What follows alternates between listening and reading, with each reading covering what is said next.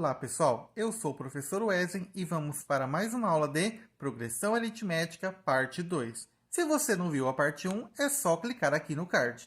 Bom, observe a seguinte progressão aritmética: 3, 5, 7, 9, 11, 13 e assim por diante.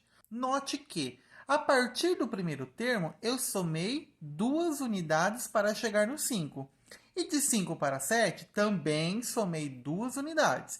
E de 7 para 9, 2. De 9 para 11, 2. De 11 para 13, 2. E assim vai. O que nós percebemos aqui? Estamos percebendo que sempre aumenta esse 2. Esse 2, já vimos no vídeo anterior, que ele se chama razão da PA. Então, observe agora essa outra parte aqui da sequência, só que descrito de uma outra maneira. Nós temos o primeiro termo, que é o 3. E o segundo termo não é o primeiro termo somado com 2, que é a nossa razão, dá o próprio 5 também. Agora, nota aqui que o terceiro termo é só somar mais 2 unidades em relação ao 2. Então, temos 3 mais 4, que na verdade é 2 vezes a razão que eu já contei. No quarto termo, nós temos o primeiro termo somado com 3 razões. Perceba que anteriormente a gente estava contando sempre somando 2 em 2 do anterior. Agora, perceba que esta sequência aqui eu somo apenas a razão. E a partir disso, a gente vai aprender hoje a deduzir uma fórmula chamada de termo geral.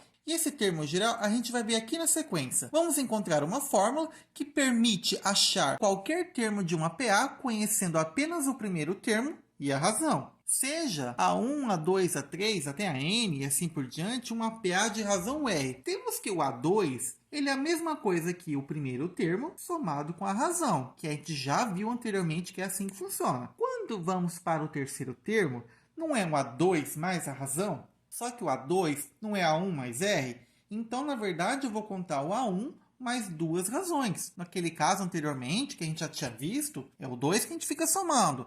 Mas olha agora, o A4, que é o termo 4 da PA, temos que é o primeiro termo, mais 3 vezes a razão. A5 é igual ao primeiro termo, mais 4 vezes a razão. O que a gente está percebendo aqui? Perceba esse índice aqui do lado do A e perceba também o número que está do lado da razão. Perceba que está sempre sendo 1 a menos. O que a gente pode fazer então? A gente deduz agora para um certo N. Nós temos que a N é igual a 1, que é o primeiro termo, somado. O índice N aqui, eu subtraio 1 e multiplico por R, que é a nossa razão. Essa aqui, pessoal, é conhecida como a fórmula do termo geral. Para a gente entender como é que ela funciona, vamos fazer 2 exemplos. No primeiro exemplo, a gente vai determinar o 10º termo da PA de razão 7 e primeiro termo igual a 3. Antes da gente continuar com isso, a gente tem que colocar o seguinte: quem é o A1, quem é o R e quem é o N. Primeiro, o A1 foi dito no problema que é igual a 3, então A1 é igual a 3. A razão foi dito que é 7, então R é igual a 7. E esse N aqui, pessoal? Esse N aqui